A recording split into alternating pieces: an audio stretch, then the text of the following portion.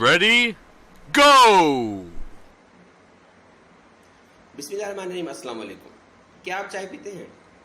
वैसे इंटरनेशनल मशरूब है चाय। आप किसी भी ऑफिस में जाएं, किसी भी इदारे में जाएं, किसी के भी घर जाएं, जो सबसे पहला ऑप्शन आपसे पूछा जाएगा या हमसे पूछा जाता है वो यही होता है कि आप चाय पिएंगे।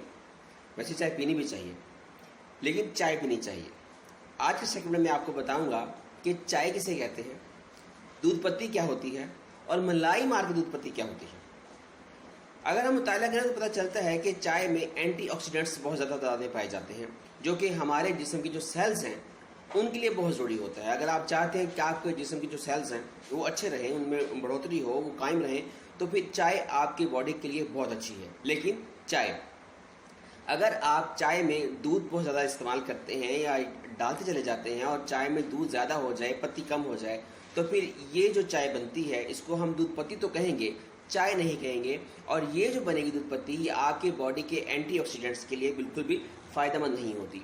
और मलाई मार के जो चाय पी जाती है, दूध पत्ती पी जाती है, वो तो वैसे ही चाय की कैटेगरी से निकल जाती है।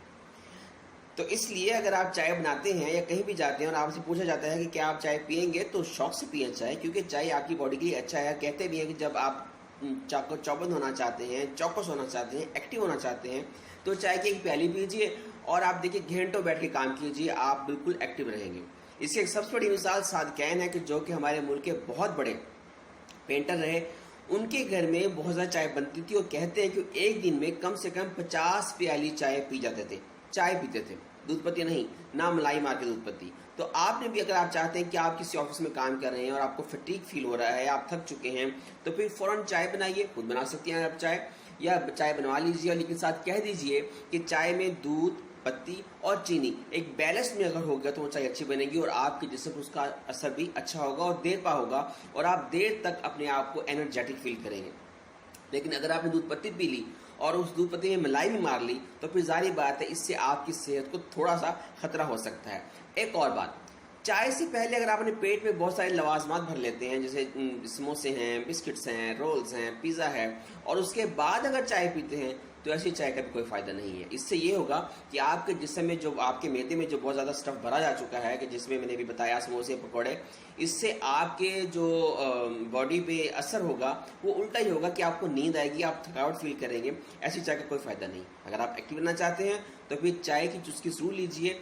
कोशिश कीजिए कि थोड़ा खाइए चाय से पहले, अब तो खाइए ना, क्योंकि चाय इटसेल्फ आपके जिस्म को, आपको ऐसी एनर्जी फील करवाएगी कि आपको पेट भरा हुआ लगेगा। तो इन 2-3 बातों को जहन में रखिए कि आपने जब नेक्स्ट टाइम चाय पीनी है, या आपने अगर किसी घर जाना है, ऑफिस में जाना है, या खुद अपने लिए चाय बनानी है, तो उस चाय में दूध कम से कम डालें और चीनी की मिकदार भी कम रखें। वो चाय पिए, वो आपकी बॉडी के लिए, आपकी सेहत के लिए बहुत अच्छी है, एंटीऑक्सीडेंट्स से भरपूर होगी और आपके जिस्म को फ़ायदा भी देगी। और चाय से पहले खाना कम से कम खाएं, थोड़ा खाएं, ताकि चाय आपको लुत्फ़ दे। और मलाई मारकर या दूध पत्ती से गुरेज किया करें, क्योंकि अगर आप चाय का शौकीन हैं तो फिर चाय ही पीजिए, दूध पत्ती या इस किस्म की किसी भी और वैरायटी में जाने की ज़रूरत नहीं है।